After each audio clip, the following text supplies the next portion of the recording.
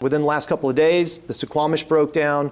The shuffle to find a replacement impacts a different route. The first hybrid electric ferry, the Wenatchee, went into service in July, I believe, and then it's already out of service for work. Given that level of mechanical challenge, how do you manage reliable ferry service for people? Yeah, I mean, these are big, complex machines, right? And we're expected to keep them running for 60 years. As you pointed out, some of them have already exceeded 60 years, and over the next 10 years or so, we'll have about 11 coming up towards their 60-year mark, or will have exceeded their 60-year mark. One of the biggest challenges is the equipment on the ferries is 60 years old, so a lot of it is obsolete. The original manufacturers of that equipment doesn't exist anymore. So we have to make the parts ourselves or order them very custom, and it takes a lot of time. So basically our engineering teams and our engineers on board the boats, they just do a fantastic job of keeping the boats running as best they can. The problem on Suquamish was kind of a catastrophic engine failure on our newest boat that can happen to any engine at any time. There'll be an investigation to the exact cause of what did that. But I think it's a lot of planning. For the last 2, 3, 4 years, the engine room teams have been doing a lot of planning on how we can get all of the maintenance done and keep the boats running. It's the biggest challenge we face. We don't have enough boats. We need 26 boats, and we've got 21. So it's the last challenge we have to overcome, obviously, by building new vessels. Earlier this year, Governor Bob Ferguson made the decision to delay the conversion of some of the ferries that were planned to be converted from diesel to hybrid electric, to focus on the immediate needs of the system, the core mission. Does that relieve some of the pressure? It does. Governor Ferguson came in and made it clear that his priority was service and providing as much service as possible, and he says getting as much boats out on the water as we can.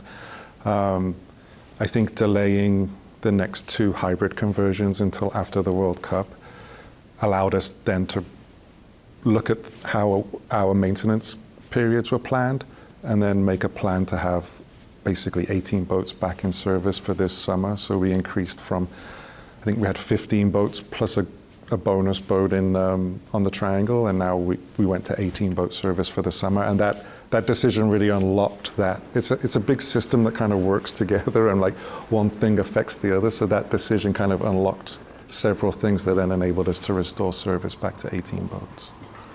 Compared to 2024 or even maybe 2023, has 2025 been better on the whole in terms of fewer canceled sailings, fewer breakdowns? Yeah, we have a lot fewer cancellations. Just over the summer, we had 400 less cancellations than last summer, and that's with I think we added an extra 3,500 trips in addition to last summer. So we added 3,500 more trips and canceled 400 less sailings. So the reliability of the system is getting a lot better. One canceled trip isn't acceptable, we know that, but those trend lines are getting better in every respect. We also saw ridership go up. We carried 500,000 more people than we did last summer. So all the trend lines are going in the right direction. With the Wenatchee, let's talk about the hybrid electric conversion for that boat. Now, correct me if these stats are wrong, but what I've got is that it was about 35 million more than originally expected, and also took about a year longer than planned to have, for it to be delivered.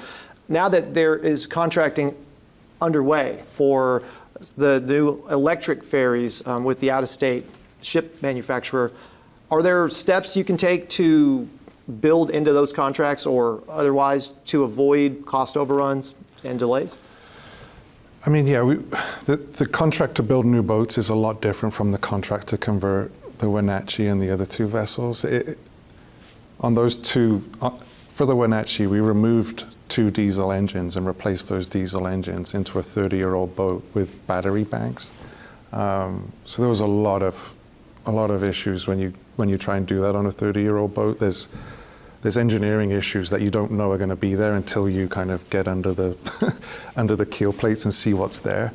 With the new boats, it's a completely different thing because you're building that technology from the beginning. We've already got the propulsion integrator, ABB, ready to go. They're working with the shipyard. So I don't anticipate it being a similar challenge set. Of course, all new projects have cost overruns and change orders, but I think we believe we've got a good contract that will avoid that as much as possible. You mentioned the World Cup next year. I mean, as if the pressure isn't on now, Yeah. how much pressure does that add to the day-to-day?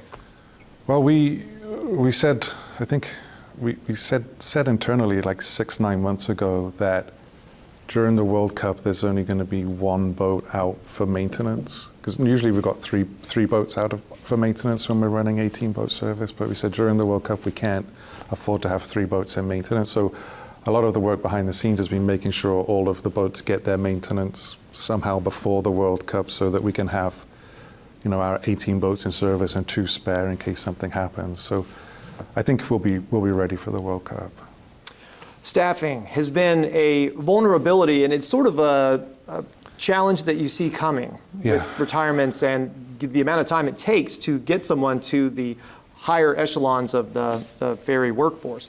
So, you know, in the past, we've talked about needing 100 or more additional senior level mates in the next 5 years or so, whereas typically there may have been, I want to say 4 to 6 entering the pipeline. Yeah. How are you addressing that? I know that's been a focus from day one for you. Yeah, I mean, I've been at Washington State Ferries for coming up to 4 years now. My first 2 years, I was the operations director, so I was really kind of focused on resolving the crewing issue. The main issue is that we're able to get enough entry-level people into the system. The issue is we need people with captain's licenses and chief engineer's licenses, and it takes time to go through the Coast Guard process to get those licenses. So very quickly when I came in here, you know, I came from the cruise industry, and I looked at the programs we have in the cruise industry. There was nothing here to support people going from, you know, entry-level jobs to getting the qualifications they need to become a captain. They needed to take time off pay and then pay for the tuition and everything that they needed to do themselves. So now the state fully funds all of that education and you get paid while you're doing it. So instead of getting 5 or 6 new qualified mates a year, we're getting like 25, 30 new qualified mates a year.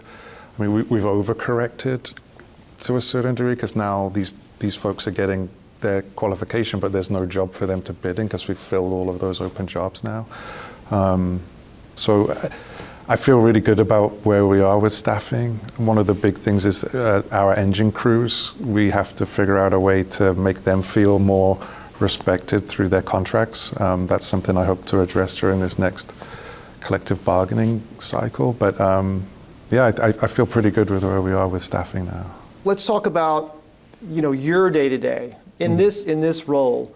Given all of the challenges, the canceled sailings, mechanical issues, the long-term vision for the system, the new boats, the electric vessels planned to come online, is your job closer to, say, a firefighter or more like an architect? I feel like an architect. Like I feel like I'm trying to build a system that, you know, I'm not trying to put band-aids on problems that we have today so that I can say, look, we fixed the problem, and then in 3 years' time that problem is still there. We're trying to build the system now so that we never have these problems again. Like these staffing training programs that I just talked about, we're making sure that we have support for those going forward in perpetuity. It's not just a one and done. We need to keep those programs going forever so that we can keep graduating new captains. I think I've built a really good team over the last year that can deal with the firefighting in the day-to-day so that I can maintain that long-term vision.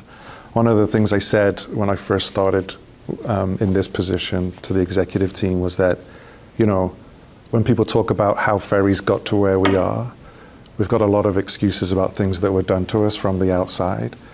And all of them are right and accurate, but in 1, 2, 3 years, where we are at that point, I want to be there and say that we made decisions that got us to this point.